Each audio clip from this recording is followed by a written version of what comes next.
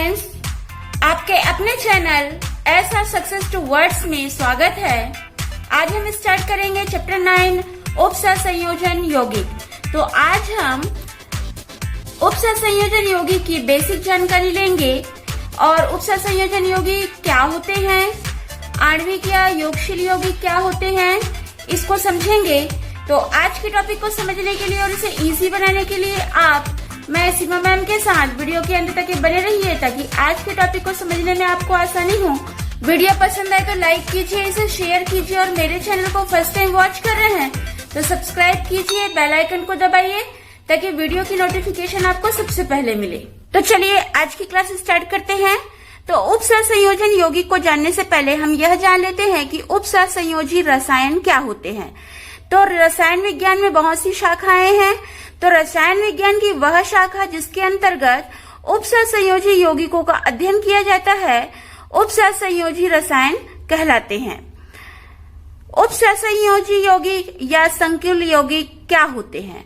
तो ऐसे यौगिक जिनमें धातु, परमाणु या आयन अनेक ऋणायनों या अथवा उदासीन अणुओं यानी कि लिगेंड द्वारा उपसर्ग संयोजी बंधों द्वारा जुड़े रहते हैं, उन यौगिकों को उपसर्ग संयोजी यौगिक या संकुल यौगिक कहते हैं। उपसर्ग संयोजी यौगिक या संकुल यौगिक को हम उदाहरण से समझते हैं। जैसे यहाँ प्रदर्शित है उदाहरण K4FeCN6 पोटेशियम हेक्सासाइनोफेरेट। तो यहाँ पर जो केंद्रीय धातु, ये परमाणु या आयन, जैसे यहाँ पर आयरन केंद्रीय परमाणु है तो यहाँ पर जो केंद्रीय परमाणु है ये धातु के रूप में हो सकता है, आयन के रूप में हो सकता है। और ये जो केंद्रीय परमाणु होगा ये अनेक ऋणायन या उदासीन अणुओं यानी कि जैसे यहाँ पर साइनो दिया हुआ है CN, तो ये लिगेंड कहलाता है। तो जो लिगेंड होता है ये केंद्रीय परमाणु से उपसर्ग संयोजी बंध के द्वारा जुड़े होते हैं। तो इस प्रकार के यौगिकों को उपसर्ग संयोजी यौगिक या संकुल यौगिक कहते हैं। यहाँ पर शब्द आता है संकुल। संकुल किसे कहते हैं? तो उपसर्ग संयोजी यौगिकों के निर्माण के दौरान सामान्य संयोजकता नियमों का पालन नहीं होता है, इसलिए इन्हें संकुल या कॉम्प्लेक्स कहते हैं। मतलब यहाँ पर हम इसको संकुल यौगिक कह रहे हैं। तो जब ये संकुल यौगिकों का निर्माण होगा यानी उपसर्ग संयोजी यौगिकों का निर्माण होगा तो इसमें संयोजकता नियम का पालन नहीं किया जाएगा, इसलिए इन यौगिकों के लिए संकुल शब्द का उपयोग किया जाता है। संकुल यौगिकों के निर्माण का गुण, ये आवर्त सारणी में संक्रमण धातुओं यानी कि डी ब्लॉक के तत्वों का महत्वपूर्ण गुण होता है। ये संकुल यौगिक के निर्माण में भाग लेते हैं और IUPAC प्रणाली के अनुसार इन्हें उपसर्ग संयोजक या उपसर्ग संयोजन यौगिक कहते हैं। इन तत्वों के आयन उपसर्ग संयोजक बंध के द्वारा संकुल बनाते हैं। उपसर्ग संयोजक संकुलों के निर्माण में संक्रमण धातु और उनके आयन तो भाग लेते ही हैं, उनके अलावा कुछ अन्य धातु भी होते हैं। जैसे मैग्नीशियम ये क्लोरोफिल उपसर्ग संयोजन यौगिक बनाता है, आयरन ये हीमोग्लोबिन उपसर्ग संयोजन यौगिक बनाता है, कोबाल्ट ये विटामिन B12 उपसर्ग संयोजन यौगिक बनाते हैं। तो इस प्रकार से जो संक्रमण धातु और उनके आयन है उनके अलावा मैग्नीशियम, आयरन, कोबाल्ट ये भी उपसर्ग संयोजन यौगिक के निर्माण में भाग लेते हैं। बहुत से प्रकार के उपसर्ग संयोजक यौगिक ये खनिज में, जंतुओं में और पेड़ पौधों में बहुत अधिक मात्रा में पाए जाते हैं। इन उपसर्ग संयोजक यौगिकों का उपयोग जैव रसायन में, कार्बनिक संश्लेषण में, जल शोधन में, वस्त्र निर्माण में आदि कार्यों में इनकी महत्वपूर्ण भूमिका रहती है। और जो उपसर्ग संयोजी यौगिकों की संरचना होती है ये सामान्य सहसंयोजी तथा आयनिक यौगिकों से भिन्न होती है। यानी कि जो सामान्य सहसंयोजी यौगिक होते हैं, आयनिक यौगिक होते हैं, जो इनकी संरचना होती है उनकी संरचना से उपसर्ग संयोजी यौगिकों की संरचना बिल्कुल अलग होती है। इस चैप्टर के अंतर्गत हम उपसर्ग संयोजी यौगिकों की संरचना, उपसर्ग संयोजी यौगिकों का नामकरण, समावयवता और उपसर्ग संयोजी यौगिकों का महत्व आदि टॉपिक्स को समझेंगे। तो ये सभी टॉपिक अलग अलग वीडियो में आपको मिलेगी। आगे हम समझते हैं आणविक यौगिक या योगशील यौगिक या योगात्मक यौगिक किसे कहते हैं। जैसे नाम से पता चल रहा है योगशील यौगिक या योगात्मक यौगिक यानी कि कोई जो दो पदार्थ होंगे वो संयोग करके वो एक नया पदार्थ बनाएंगे। तो इसको इस प्रकार से परिभाषित किया गया है कि जब दो या अधिक सामान्य लवणों को एक निश्चित अनुपात में मिलाकर जल में घोलकर प्राप्त विलयन का पुनः क्रिस्टलन किया जाता है तो नए यौगिक के क्रिस्टल प्राप्त होते हैं। कहने का मतलब है कि जब दो या दो से अधिक लवण को एक निश्चित अनुपात में लेकर के पानी में घोल दिया जाएगा और उसका विलयन तैयार कर लिया जाएगा, अब उस विलयन का क्रिस्टलन किया जाएगा तो एक नए यौगिक के क्रिस्टल प्राप्त होंगे। तो आणविक यौगिक या योगशील यौगिक या योगात्मक यौगिक कहलाएगा। तो जो नए क्रिस्टलों की संरचना रचक सामान्य लवणों से भिन्न होती है। कहने का मतलब है कि जो नया क्रिस्टल प्राप्त होगा और जिस लवण से उसको तैयार किया गया है उसकी संरचना बिल्कुल भिन्न होगी। जैसा हम उदाहरण से इसको समझते हैं कि आणविक यौगिक या योगशील यौगिक या योगात्मक यौगिक जो परिभाषा में हम समझे हैं उसको उदाहरण के द्वारा समझते हैं तो और अधिक अच्छे से समझ में आ जाएगा। जैसे पोटेशियम सल्फेट और एल्युमिनियम सल्फेट को इसको पानी में घोल करके जब इसका क्रिस्टलन किया जाता है तो फिटकरी प्राप्त होता है।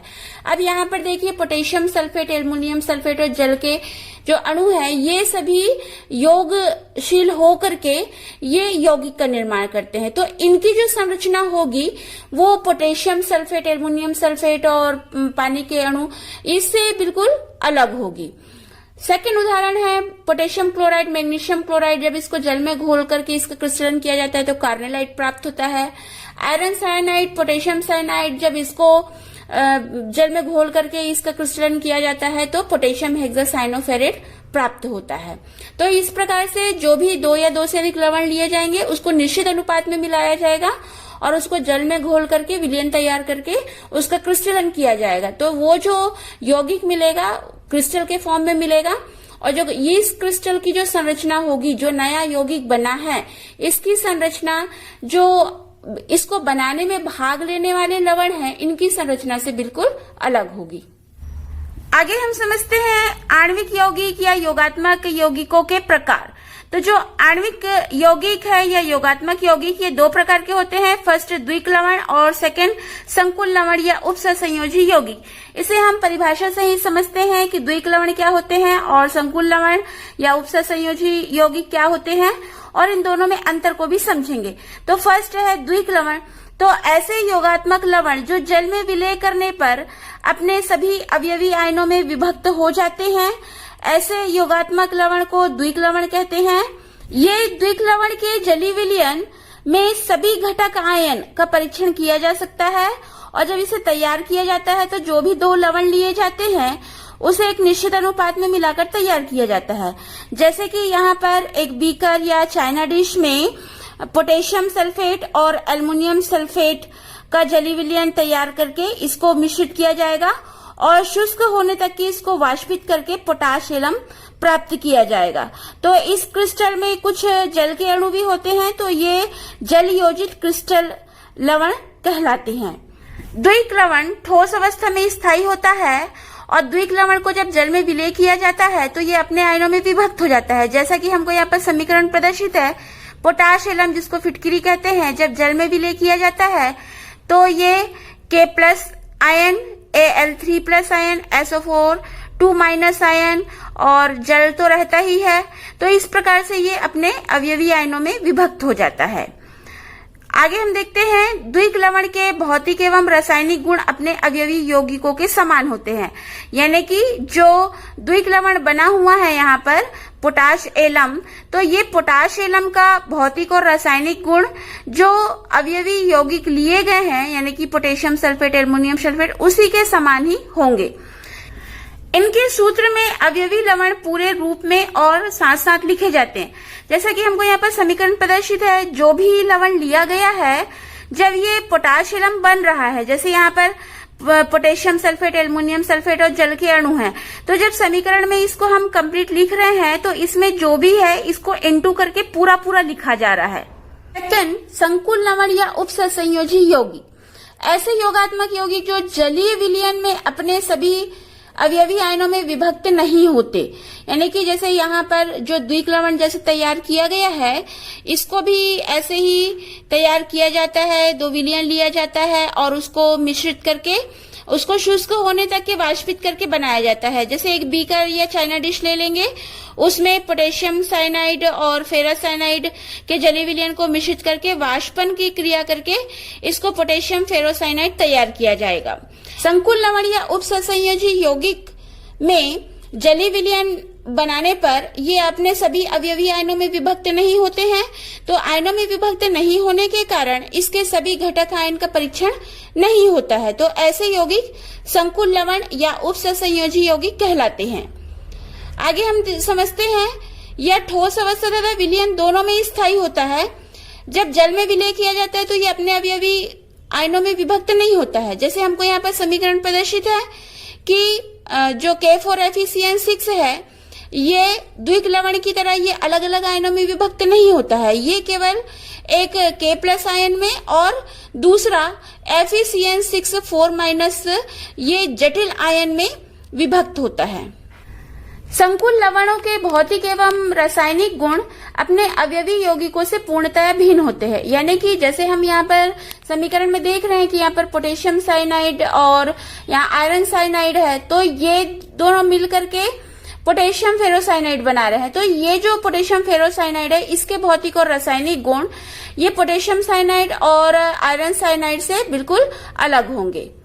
इनके सूत्र में उपसंयोजी या संकुलायन बड़े कोष्ठक में लिखा जाता है। जैसे हम सूत्र में देख रहे हैं, यहाँ पर जो संकुलायन है इसको बड़े कोष्ठक में लिखा जाता है। यहाँ पर हम द्विक लवण और संकुल लवण या उपसंयोजी यौगिक को समझे, इसमें हम एक बार दोनों में अंतर को समझ लेते हैं। तो जो द्विक लवण होते हैं, इसको जल में विलय करने पर ये सभी अवयवी आयनों में विभक्त हो जाते हैं, लेकिन संकुल लवण का जलीय विलयन तैयार किया जाता है तो ये अपने सभी अवयवी आयनों में विभक्त नहीं होते हैं। और जो द्विक लवण होते हैं, इसके भौतिक और रासायनिक गुण अपने अवयवी यौगिकों के समान होते हैं, लेकिन संकुल लवणों में भौतिक और रासायनिक गुण अपने यौगिकों से बिल्कुल भिन्न होते हैं।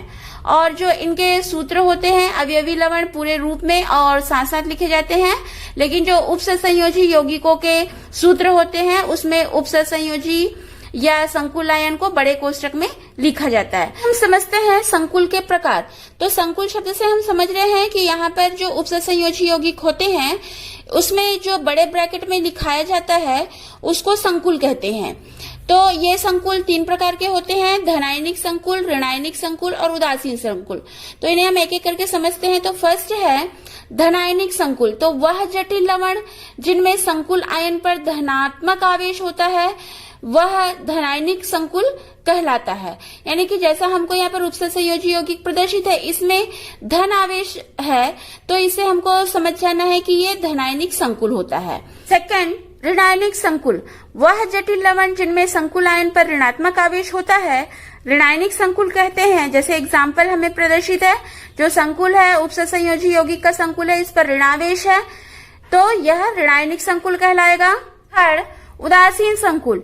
यदि किसी जटिल लवण में किसी भी प्रकार का कोई आवेश नहीं होता है वह उदासीन संकुल कहलाता है। जैसे हमको यहाँ पर उदाहरण प्रदर्शित है, ये जो उपसंयोजी यौगिक का संकुल है इसमें कोई भी आवेश नहीं है, ना तो धनात्मक आवेश है ना तो ऋणात्मक आवेश है, तो इस प्रकार के संकुल जो है उदासीन संकुल कहलाते हैं। आज की वीडियो में हमने उपसंयोजक यौगिक के सामान्य परिचय, आणविक यौगिकों के प्रकार, संकुल यौगिक के प्रकार को समझे। तो आज की वीडियो में बस इतना ही। अगली वीडियो में हम उपसंयोजी यौगिकों से संबंधित कुछ परिभाषाओं को समझेंगे। तो अगली वीडियो में